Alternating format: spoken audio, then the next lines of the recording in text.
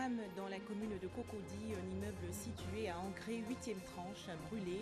Les sapeurs-pompiers sont venus à bout du sinistre.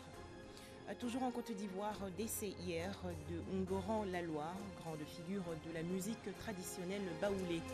Enfin, 21 mai 1989, l'Égypte réintègre la Ligue arabe. Le pays en avait été exclu 10 ans plus tôt. Bienvenue, bonsoir à tous. Pour commencer, cet incendie survenu cet après-midi dans un immeuble situé à Angré, 8e tranche, dans la commune de Cocody. Le sinistre aurait été provoqué involontairement par un vendeur de grillades. Le feu s'est rapidement répandu sur d'autres appartements. Les occupants, dont un blessé, ont quitté les lieux.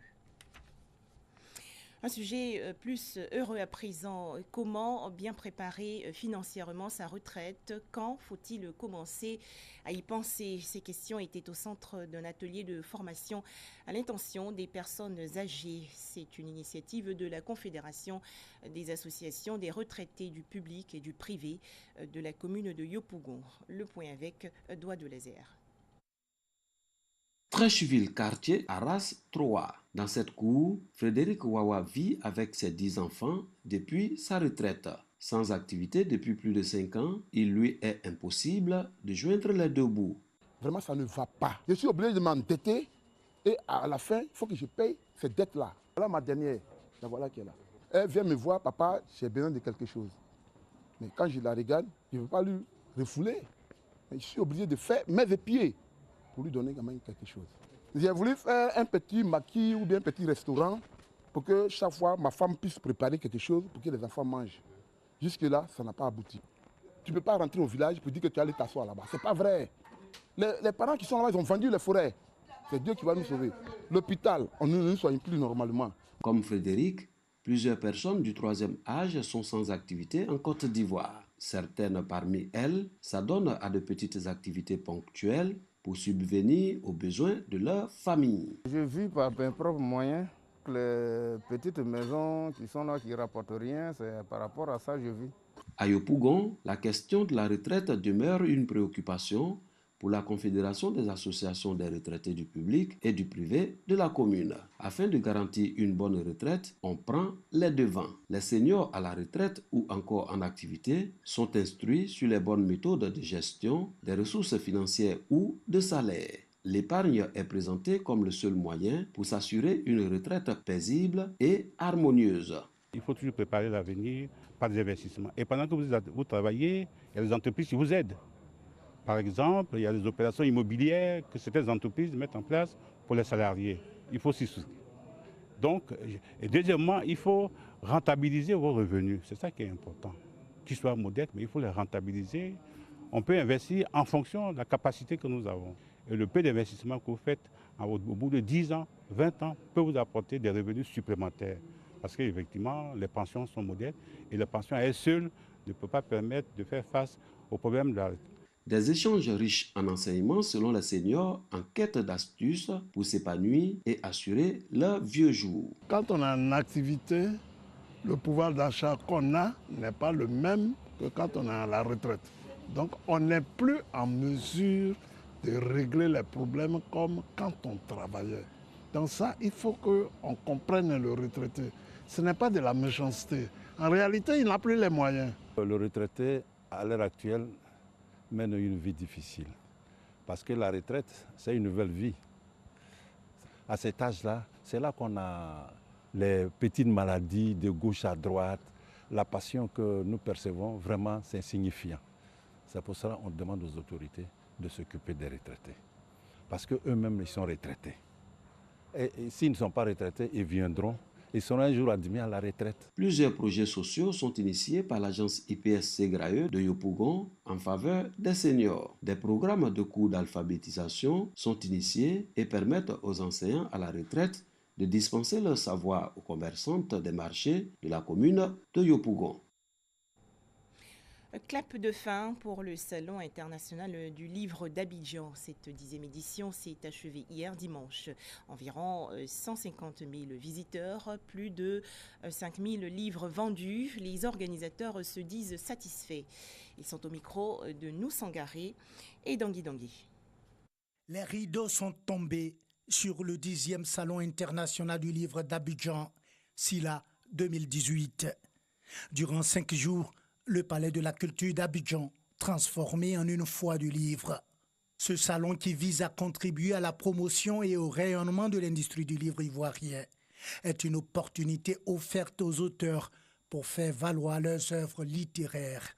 Parmi eux, l'ancienne productrice et présentatrice de la radiodiffusion-télévision ivoirienne Geneviève Rouané, et qui a fait ses premiers pas dans le monde des écrivains avec son livre intitulé « Vivre avec, comme si de rien n'était ».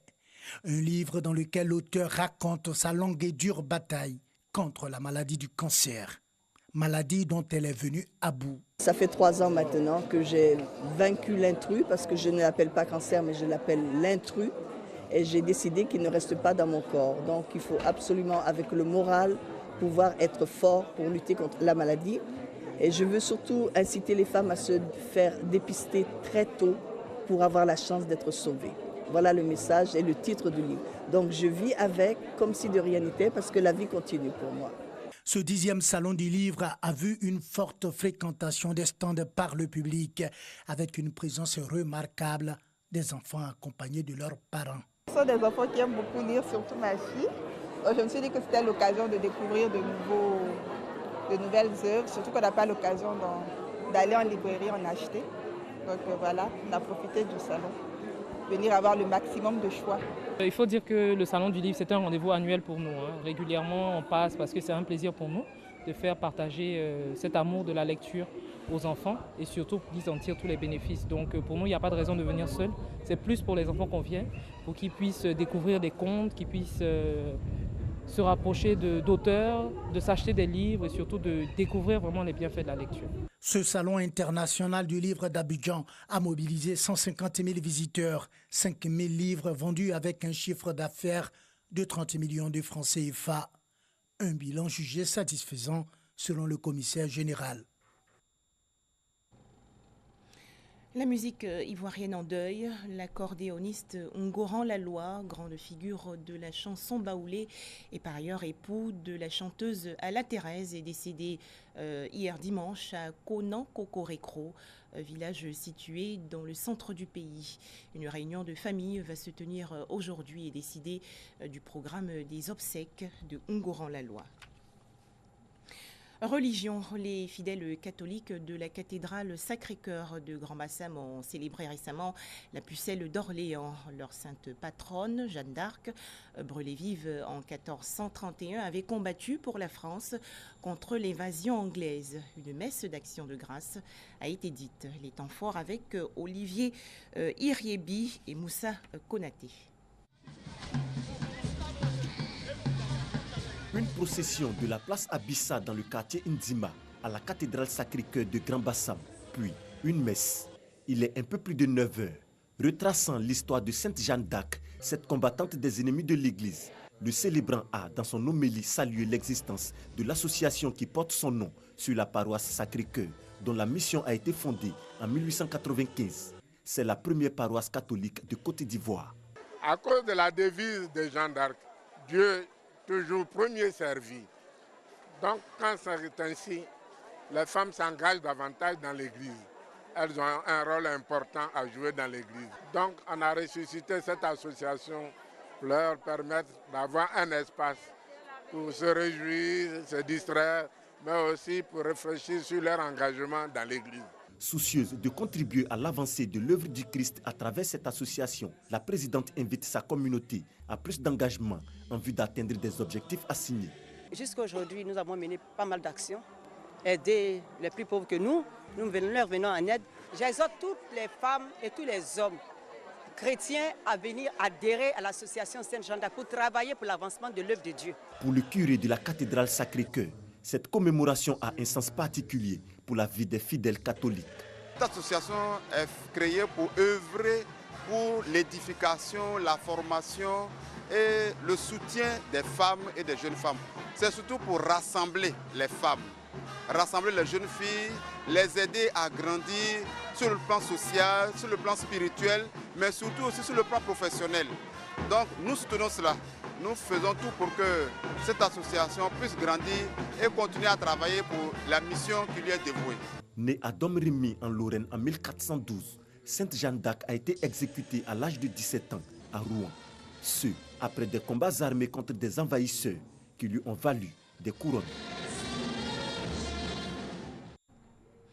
Le président Pierre Nkurunziza va rester en poste jusqu'en 2034 au Burundi. Les Burundais ont en effet largement approuvé par référendum cette réforme de la Constitution.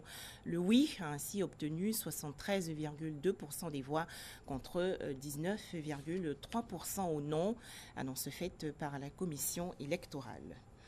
Robert Mugabe, bientôt devant les tribunaux. Une commission du Parlement zimbabwéen a en effet de nouveau convoqué l'ancien président à se prononcer le 23 mai prochain sur la disparition de milliards de dollars de revenus tirés de la vente de diamants. Le secteur des transports en commun mécontent en République démocratique du Congo. Bus et taxis étaient en effet très rares aujourd'hui à Kinshasa, la capitale. Les chauffeurs observent une grève et dénoncent la baisse des tarifs de la course par les autorités.